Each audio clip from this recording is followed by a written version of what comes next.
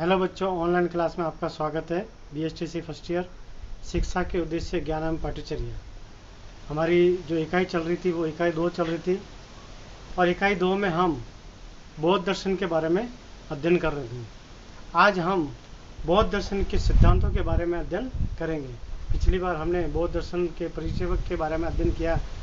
महात्मा बुद्ध का जन्म कहाँ हुआ, उनके पिता का क्या नाम था, उनकी माता का क्या नाम था और उनकी पत्नी का क्या नाम था, उनके पुत्र का, और किस कारण से उन्होंने बौद्ध धर्म अपनाया था और उस बौद्ध धर्म में उन्होंने कहाँ पे शिक्षा प्राप्त की, किसको शिक्षा दी। आज हम बौद्ध दर्शन के सिद्धांतों के बारे में अध्ययन करेंगे। बौद्ध दर्शन के सिद्धांत। बौद्ध दर्शन के जो सिद्धांतों में जो चीज़ें दे रखी है उन चीज़ों के बारे में हम एक विस्तार रूप से देखेंगे। बौद्ध दर्शन के तत्व सिद्धांत जिन्होंने भारतीय शिक्षा को प्रभावित किया वह निम्नलिखित है। सबसे पहले उन्होंने 4 आर्य सत्य दिए थे। महात्मा बुद्ध के अनुसार सांसारिक दुखों का कारण अविद्या है। उन्होंने ये माना है कि संसार में जितने भी दुख हैं उन सब का कारण अविद्या है, अशिक्षा है। अशिक्षा के कारण ही इस संसार में दुख व्याप्त है। व्यक्ति अगर अशिक्षित होता है तो दुख उसके पास में आते हैं। इसलिए व्यक्ति को, मनुष्य को शिक्षा ग्रहण करनी चाहिए और इन दुखों का निवारण ही शिक्षा द्वारा किया जा सकता है। ये अविद्या या अशिक्षा 4 आर्य सत्यों के अज्ञान से उत्पन्न होती है। महात्मा बुद्ध जी कह रहे हैं कि यह अविद्या 4 आर्य सत्यों के अज्ञान से उत्पन्न होती है। ये 4 आर्य सत्य निम्नलिखित हैं। सबसे पहला है दुख। बुद्ध ने बताया कि जीवन दुखों से परिपूर्ण है, जिसके कारण जीवन मरण के चक्कर से छुटकारा नहीं पाता। महात्मा बुद्ध ने यह माना है कि संसार में दुख ही दुख व्याप्त है और ये दुख का कारण है अशिक्षा, और इस दुख से निवारण के लिए शिक्षा होनी जरूरी है। बौद्ध दर्शन दुखवादी है। इसका प्रमुख उद्देश्य है कि सर्वत्र दुख व्याप्त है। संसार का पाप और कष्ट ही वास्तविक है तथा इससे छुटकारा पाना मनुष्य का प्रथम लक्ष्य होना चाहिए। दूसरा है दुखों का उद्गम। मतलब दुखों का उद्गम कहाँ से होता है, दुखों का कारण कहाँ से होता है। बौद्ध दर्शन में दुखों का उद्गम अविद्या या अज्ञान माना गया है। यहाँ पे भी यही कहा है कि अगर व्यक्ति अशिक्षित होगा, अज्ञानी होगा, तभी उसके कर्मों में या उसके जीवन में दुखों का उद्गम होगा, समस्या का उद्गम होगा। अविद्या से क्रम होता है और क्रम से पुनर्जन्म और पुनर्जन्म से नई इच्छाओं की उत्पत्ति होती है। यही संसार का दुष्कर्म और भव चक्र है और इसी से समस्त दुखों की उत्पत्ति होती है। तीसरा है दुख निरोध या निवारण, यानी दुख का निवारण कैसे किया जा सकता है। संसार में दुख अवश्य होता है, किंतु इस दुख का निवारण भी किया जा सकता है। इस धरती पर, इस संसार में अगर दुख है तो दुख का निवारण भी है, दुख का निवारण भी किया जा सकता है। बुद्ध के मतों में दुखों का मूल कारण तृष्णा है। यानी अगर हम दुख का मूल कारण माने तो वह तृष्णा, मतलब किसी भी व्यक्ति की तृष्णा यानी इच्छाएं मतलब खत्म नहीं होती। एक इच्छाएं खत्म होती है, दूसरी इच्छाएं मतलब है कि तैयार रहती है। यानी इच्छाओं, जब तक व्यक्ति, मनुष्य अपनी इच्छाओं को नहीं मारेगा तब तक वो समस्या से घिरा रहेगा। चौथा है दुखों के निवारण का मार्ग। अब दुखों का निवारण कैसे किया जा सकता है, यह जानकारी होने पर दुखों का मूल कारण तृष्णा है यही, और इन पर विजय प्राप्त करने का मार्ग है। तृष्णा के मुमूल विनाश का मार्ग दुख निरोध गामिनी प्रतिपदा में प्रदर्शित किया जा सकता है। इससे अष्टांगिक मार्ग भी कहा जाता है। यानी उन्होंने दुखों का निवारण करने के लिए उन्होंने अष्टांगिक मार्ग बताया है।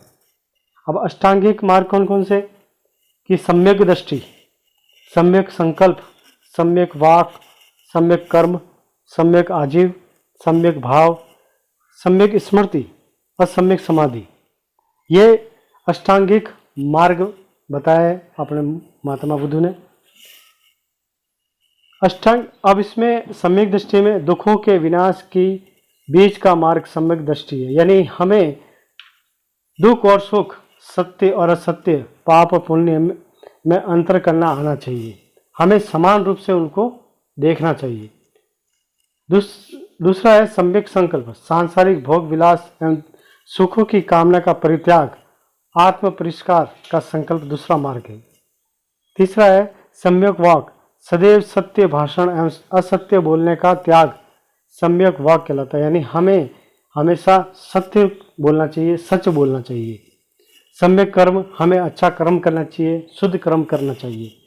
सम्यक आजीव, जीवन यापन में ईमानदारी का व्यवहार तथा अहिंसा का व्यवहार करना चाहिए।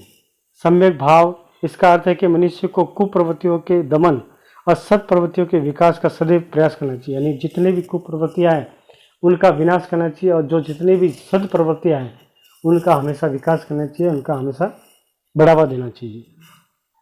सम्यक भाव, इसका अर्थ है कि मनुष्य को कुप्रवृत्तियों के दमन, ये सम्यक भाव हो गया। सम्यक स्मृति, बुद्ध के उपदेशों को स्मरण रखना तथा मन, वचन और कर्म से उन्हें क्रियान्वित करना सम्यक स्मृति है। सम्यक समाधि, मन को एकाग्र करके परमानंद प्राप्त करना समाधि है। इसकी प्रथम स्थिति शुद्ध विचारों में की जानी चाहिए तथा द्वितीय स्थिति 4 आर्य सत्यों में पूर्ण आस्था रखना है। इसके बाद में तीसरा है सदाचार के नियम। सदाचार के नियम, महात्मा बुद्ध ने जो सदाचार के 10 नियम दिए वो इस प्रकार है। सत्य बोलना पहला, दूसरा है अहिंसा, तीसरा ब्रह्मचर्य, चौथा संग्रहवृत्ति का त्याग, पांचवा चोरी न करना, छठा सुगंधित पदार्थों का त्याग, सातवां कोमल शैया का त्याग, आठवां नाचने गाने का त्याग, नौवां है कामिनी कंचन का त्याग, 10वां असमयित भोजन का त्याग। ये अपने सदाचार के 10 नियम बताएं। उपरोक्त नैतिक शिक्षाओं के अतिरिक्त बुद्ध ने माता पिता की आज्ञा का पालन करना, गुरुजनों की प्रति श्रद्धा, सत्य पात्रों को दान, प्रेम एवं उदारता का व्यवहार, कोई नशा न करना, प्राणी मात्र पर दया करना आदि उपदेश दिए। उसके बाद में चौथा जो पॉइंट है वो है दार्शनिक मान्यताएं। महात्मा बुद्ध ने जो दार्शनिक मान्यताएं दी है वो उन्होंने 2 मान्यताएं दी है। जो पहला है अनीश्वरवाद। अनीश्वरवाद, उन्होंने अनीश्वर मतलब कि ईश्वर नहीं, बुद्ध का ईश्वर के अस्तित्व में विश्वास नहीं था। इस संसार की उत्पत्ति प्रतीत समुद्र उत्पाद के नियम के अनुसार हुई। इसका अर्थ हुआ प्रत्येक उत्पाद का कोई ना कोई कारण या हेतु होता है। यानी अगर कोई कार्य है या कार्य हुआ है तो उसके पीछे कारण अवश्य होता है। बिना कारण के कोई भी कार्य नहीं किया जा सकता। जिसके होने से प्रथम वस्तु दूसरी वस्तु का कारण कहलाती है। इस रूप में प्रत्येक समुत्पाद कार्य कारण नियम है। यह बुद्ध के मूल उपदेशों में से एक है। किसी भी घटना का कोई कारण अवश्य होता है। संसार में बारंबार जन्म और उससे होने वाले दुखों का संबंध किसी ईश्वर से नहीं वरन उसके कुछ निश्चित कारण है। हमारी अज्ञानता है, इसके आधार पर ही यह दर्शन अनीश्वरवाद कहलाता है। यानी महात्मा बुद्ध ने यह कहा है कि इस संसार में जितने भी कार्य हो रहे हैं उस कार्य के पीछे कोई न कोई कारण अवश्य होता है। बिना कारण के कोई भी कार्य नहीं होता है। यानी उन्होंने इस नियम को प्रकृत्य समुत्पाद नियम के अनुसार कहा है। उसके बाद अनात्मवाद। आत्मा के विषय में बुद्ध ने ना तो यह माना है कि आत्मा है और नहीं यह माना है कि आत्मा नहीं है। यदि वे आत्मा के अस्तित्व को स्वीकार करते हैं तो व्यक्ति को अपने ही अनासक्ति हो जाएगी जो दुखों का मूल कारण थी। यदि वे आत्मा को नकारते हैं तो व्यक्ति को अत्यधिक मानसिक क्लेश इस बात से होता है कि मृत्यु के बाद उसका कुछ भी विशेष नहीं रहेगा। अर्थात बुद्ध आत्मा के विवाद से परे है। उन्होंने आत्मा के बारे में ज़्यादा जानकारी नहीं दी। उसके बाद में उन्होंने दार्शनिक मान्यता में तीसरा जो पॉइंट बताया वो क्रमवाद बताया। बुद्ध की धारणा थी कि हम जैसे कर्म करेंगे उन्हीं के अनुसार हमें फल भोगना पड़ेगा। कर्म के अधीन ही सृष्टि के समस्त कार्यकलाप होते हैं। वे क्रमवादी थे अतः वे कर्म को ही ईश्वर मानते थे। बहुत ही अच्छी बात बताई थी महात्मा बुद्ध ने कि कर्म जैसा आप कर्म करोगे वैसा ही आपको फल मिलेगा, वैसा ही आपको परिणाम मिलेगा। हम अगर कर्म ही नहीं करेंगे तो हमें फल की प्राप्ति नहीं होगी। यानी क्रम को ही ईश्वर माना है। अगर हम कर्म करते ही तो ही हमको फल मिलता है, हमें उसका रिजल्ट मिलता है, उसका परिणाम मिलता है। ईश्वर में वो कभी विश्वास नहीं करते थे, क्योंकि कोई भी हमें मिलता है तो वो हमारे कर्मों से मिलता है। उसके बाद में चौथा उन्होंने पॉइंट बताया पुनर्जन्म। बुद्ध नास्तिक होते हुए वो पूर्व जन्म के सिद्धांत में विश्वास करते थे। उनकी धारणा था कि पुनर्जन्म आत्मा का नहीं बल्कि मनुष्य के अहंकार का अंत होता है, अहंकार का होता है। यानी वो ये मानते थे कि अगर मनुष्य जन्म लेता है तो मनुष्य जन्म अपने अहंकार के कारण लेता है। जब तक उसका अहंकार नहीं मिटेगा, जब तक वो अहंकार से ऊपर नहीं उठेगा, तब तक उसका इस धरती पर बार बार उसका जन्म होता रहेगा। तृष्णा के तृप्त न होने से अतृप्ति ही अहंकार के पुनर्जन्म का कारण है। इस पुनर्जन्म चक्कर से छुटकारा मिलने पर निर्वाण प्राप्त हो सकेगा, जब तृष्णा नष्ट कर अहंकार विनाश होगा। तो इस तरह से महात्मा बुद्ध ने बुद्ध दर्शन के सिद्धांत बताए। वस्तुतः महात्मा बुद्ध के उपरोक्त दार्शनिक विचार वेद एवं उपनिषदों को प्रभावित थे। डॉक्टर राधाकृष्णन का कथन है कि आरंभ काल का बौद्ध मत उपनिषदों की विचारधाराओं एक विशिष्ट दृष्टिकोण को पुनरावृत्ति मात्र है।